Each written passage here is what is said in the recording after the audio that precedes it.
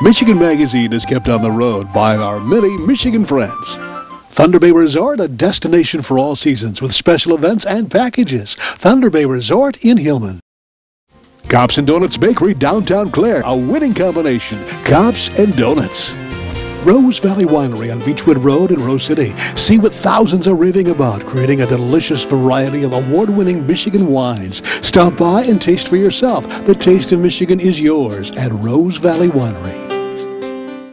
This week on Michigan Magazine, we salute the Michigan farmer as we bring you the story of one man's vision and determination in creating a Hall of Fame dedicated to celebrating the Michigan agribusiness pioneer.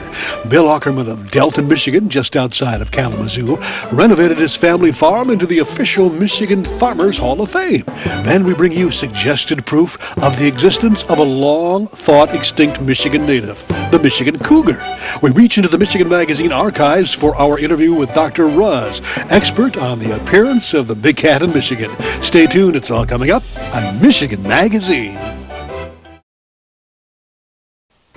Program support provided by Thunder Bay Resort, offering a winter getaway where sleigh bells echo through dense hardwood forests. Guests can experience a search for the majestic and elusive elk viewed from horse-drawn sleighs. Then return to a welcomed fire, gourmet dinner, and tales of the day shared over a glass of wine from nearby Stony Acres Winery. USA Today calls the sleigh ride at Thunder Bay Resort one of 10 great places to ride into a Currier and Ives. Located in Hillman on Michigan's Sunrise Side. Announcing the Michigan Paddle Sports Directory, your one-stop internet connection at MichiganPaddlesports.com. It's now possible to explore Michigan's extensive waterways like never before. Michigan Paddle Sports Directory is a comprehensive directory of canoe and kayak rentals and liveries throughout the entire state of Michigan. At MichiganPaddlesports.com, you'll find a great paddling route, outfitter, store, school, rental shop, or tour guide. Michigan's great waterways are waiting for you. Make it an adventure worth remembering by first visiting MichiganPaddlesports.com. These are Michigan's unsung heroes, the Michigan farmer. It's a 7-day-a-week, 52-week-a-year job that largely is taken for granted. But without the family farms and farmers, this country simply could not exist. From planting and harvesting crops to feeding and raising the animals or stock for the market, these are the people that have made Michigan and the nation what it is today. That is what prompted farmer Bill Auckerman of Prairieville, Michigan, to take a stand and begin recognizing these people that have dedicated themselves to feeding the world. And now, largely through the efforts of Bill, his neighbors and friends, the small rural Berry County community of Prairieville is the home of the Michigan Farmers Hall of Fame. Now, over 100 couples from all around the state of Michigan have been inducted into the Hall of Fame, with many more scheduled for inductions. But the original dream of Bill's did not come as an easy project. It took vision and dedication on his part to help make it become reality.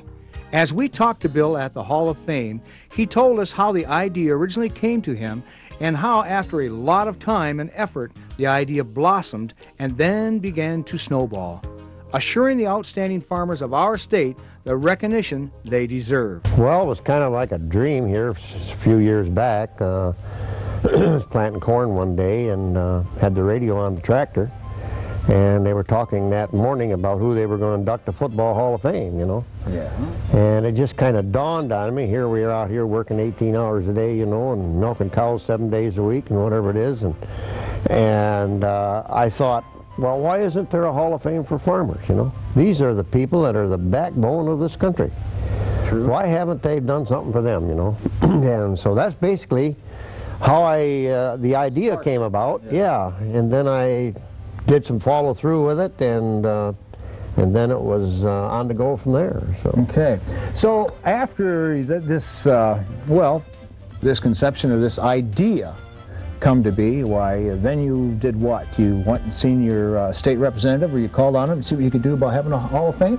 Well, first thing I did was got a hold of a good friend of mine, which is my Congressman, Howard Walpe. Okay. And I figured if anybody should know or be able to help me on something like this, it would certainly be him.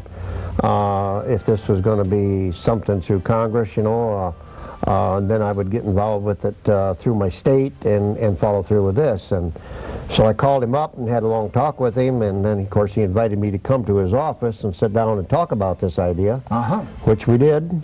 And he said, well, Bill, he says, it sounds like something real good. He says, it's your idea. He says, now you got to find out if you can use the name Michigan Farmers Hall of Fame. And he says, you're going to have to hire yourself a lawyer and go from there. So that was the next move. That's what we did. We got ourselves, contacted a lawyer, and of course, at that time I told the lawyer I didn't have a lot of money to do something like this with, and he said he would work with us, and that's how basically we got going. Okay. So we didn't have a lot of money to work with, and so another ingenious idea you came up with, and a lot of the folks out there probably heard about it, and maybe, just maybe, you might have bought some of them buffalo chips. Yes, I said buffalo chips. I was down in Indiana one day and with my wife, and we was at an auction sale, and they were selling some buffalo there, and of course this buffalo did what they do naturally, you know, and that idea hit me, you know. Well, Indians do, you know, use buffalo dung years ago to line teepees and burn fuel and stuff, and I was wondering if I couldn't maybe make some buffalo chips, a different idea, maybe to sell them if it would happen, and you know, you could, if you come up with something different, you might be able to convince somebody, hey, maybe this guy's got something that nobody else has got. We'll try it, you know. Well, first of all, you got to be about 2 French fries short of a Happy Meal to do this, and but we did it, and it was quite a process to get buffalo chips so that they would be petrified, but that did happen. That did work. It helped with our lawyer fees and get things started. Yes. Right. Okay. And then after that, then what was the process that you went through to select? And when I say select these Michigan Farmers Hall of Fame members here, you've got quite a slew of them now. And that started what? And what year did that start? The idea come about in 1982 for the Hall of Fame, which I guess was going to be sometime in about mid-May, or the first part of May. And I wanted to induct at least 4 farmers by Labor Day of 1982, which was the same year, and they told me that this was no way this could happen. And I said, well, if we put our minds to it, I think we can make it work. So what I'd done the first year was got a hold of the 4 closest townships, which was Prairieville and Hope and Berry and Orangeville. And I asked the supervisors, of course I was on the township board at that time too, at Prairieville, and I asked the supervisors if they would pick the oldest farmer, and that would be the ones that we would duck. Now, and I say oldest farmer, both him and his wife, to be inducted into this Hall of Fame. And so they were on my side and worked with me, and they did this.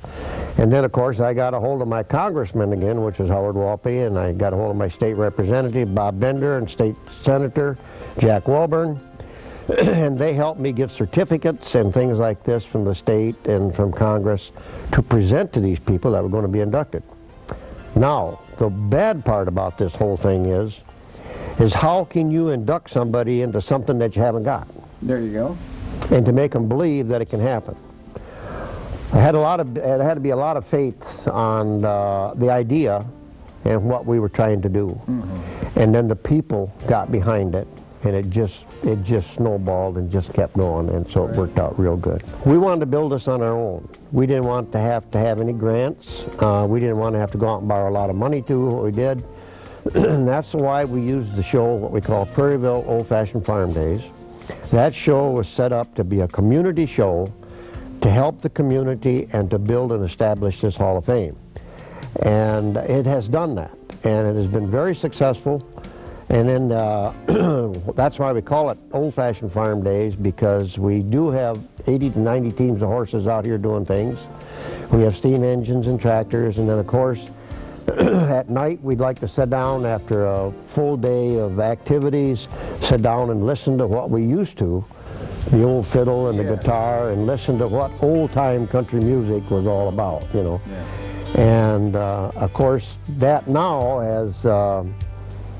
put the cows to rest, and it has developed the whole farm into what we're doing here now. Yeah. Yeah. And you're building a little town out there. Yes. Little town. Yeah. See, years ago, back in 1888, my farm and part of my brother's farm was set up to be the village of Milo, and it never got developed.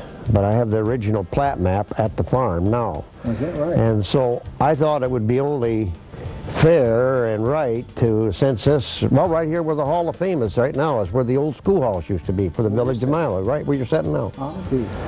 And so putting this whole show together, and where people can come and not be involved with alcohol and drugs and this type of thing, but just have a grand, right, and keep it affordable for them. This not only gets people from all over the United States and Canada together to enjoy themselves for a week of good country outings, but it also helps us build what we want to do here. Right. And that is to preserve the memories and a lot of good folks, a lot of good husband and wife teams, farmers that have really built and really are the backbone to the United States today and the backbone here to Michigan and what you've got here. It's the only place, the only Hall of Fame that I know of that has husband and wife inducted at the same time. I can tell you a little bit about that, Del. One of the reasons why I thought that the wife should be included is because most farmers, they're either on the DHIA board or they're on some type of a board involved in agriculture one way or another, ASC board or something, and they're always given a certificate for something that they did. And it always says John Jones or Bill Auckerman or somebody received this award. Now why, you couldn't have gotten that award if you didn't have somebody good back home taking care of that farm while you was out receiving it. There you go. And my wife worked just as hard as I did, and I'm sure that most wives on the farm worked just as hard as their husbands did to make it go. And they should not be left out. And thanks to Bill Auckerman and Michigan's Farmers Hall of Fame, they are not.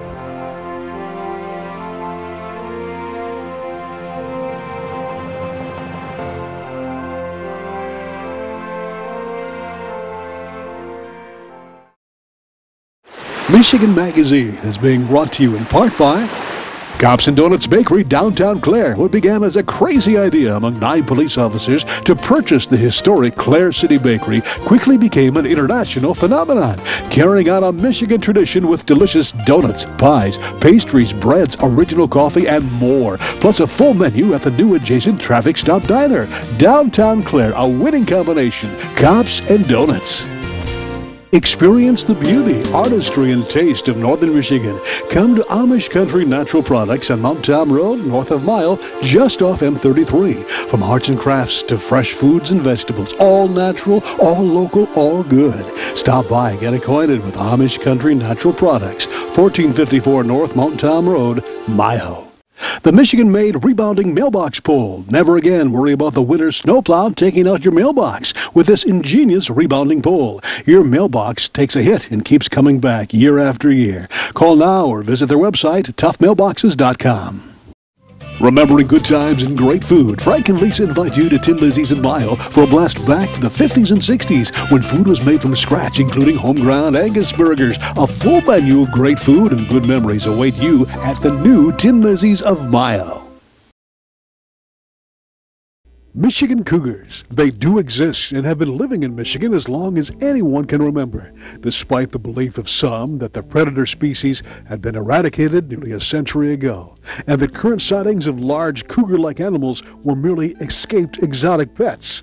Dr. Patrick Rusz is director of the wildlife programs at the Michigan Wildlife Conservancy, headquartered in Bath, Michigan, near Lansing. The Conservancy is a non-profit member organization that's mission is to restore and enhance living spaces for wild animals. Dr. Rusz has, for nearly half a decade, dedicated countless hours in search and find missions for hard evidence of the Michigan cougar's existence. We started researching this topic about 5 years ago, and we're frankly shocked to find out how much evidence we uncovered in a pretty short period of time. And it all tends to tell us that we've had cougars here as part of our natural heritage for quite some time. They're clustered pretty tightly geographically, and those clusters of sightings about correspond to typical cougar home ranges, which of course intrigued us when we first started this, and then we, in short order, were able to find hard evidence of cougars in many of those areas where clusters of sightings had occurred. The sightings go all the way back to, near as we can tell, the early 1900s when the cougar was supposed to have been extirpated. So it all points to us to the fact that at least a small number of cougars in both the upper and lower peninsulas have in fact been part of our natural heritage. There are some anecdotal stories from scattered around the state indicating the cougars were in pretty good numbers until about the 1850s, and then they started to diminish as Michigan was settled. Cougar wasn't a real popular animal back then, and if you had one in the area, oftentimes they organized hunts to eliminate them. And so, as I said, if a cougar showed up, usually there was a posse after it, so to speak, and that tended to eliminate them. And then we had a organized effort to eliminate predators that started in the late 1800s and carried through into the 1920s. One of the first things the Michigan legislature did was to authorize funding for state warden hunters, and their job was to eliminate all predators from bears and cougars down to weasels. Really? And there was a real concerted effort. There's some colorful reading in the biennial reports of the Michigan Conservation Department that talks about those early efforts to exterminate predators. By the 1920s, they were resorting to poison baits to try to meet their objectives. About that time, cougar carcasses were not showing up, and so it led to the claim that the cougar had been wiped out in Michigan, along with wolves and bears and various other things that we know today wasn't true. Cougar is the common name for Puma concolor. That's the scientific name of the animal. It's pretty much used east of the Mississippi. West of the Mississippi River, it's referred to as the mountain lion. Mountainous areas are where the strongholds were in the early 1900s after their predator control campaigns. In Florida, it's called the panther. For what reason, I'm not really sure. Up in the Northeast, up in Maine, it's called the painter sometimes, which might be just a different way of saying panther. So it has a lot of different names. Down by the Mexican border, you get down in Arizona, it's usually called puma. So it has a lot of different names. It's all the same animal, both structurally and genetically. How big of an animal, how big of a cat are we talking about? Well, there are records of cougars exceeding 200 pounds, but those animals we think are pretty rare. We know they're rare today. A good-sized female will go about 110 to 130 pounds, and a male 130 to perhaps 170. Pretty big animals. Well, they're a pretty big animal, and of course they have the cat-like ability to handle prey many times their size. Their strength and power and agility and short burst speed is just legendary. And that's probably one of your deciding factors in realizing that there are panthers, that you have come run across some kill sites or results of the panther. Yeah, I think you know, when we started our field work, which was back in 2001, the first real good evidence we had of an, was, you know, gave testimony to this strength and power. We found a kill site out on close to Lake Michigan Beach, and then signs where an animal had been carried, not dragged, up a dune with about a 45-degree slope, across a creek, and stashed underneath low-hanging branches of spruce.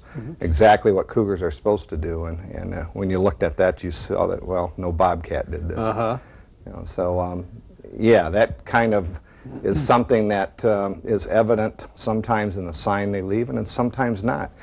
You know, a lot of Michigan people who don't have a lot of experience with cougars, they assume that a track of a cougar is something gigantic and just couldn't be left by any other animal. In fact, a lot of dogs make a track larger than a cougar. My primary task in the beginning was to compile the existing evidence, to look at the sighting data for obvious patterns, and that took about 2-3 years. It culminated in a report that's on our website called the Cougar in Michigan, Sightings and Related Information. And then based on that, we formed the hypothesis that we really do have small population of cougars, and then we decided to do some field work.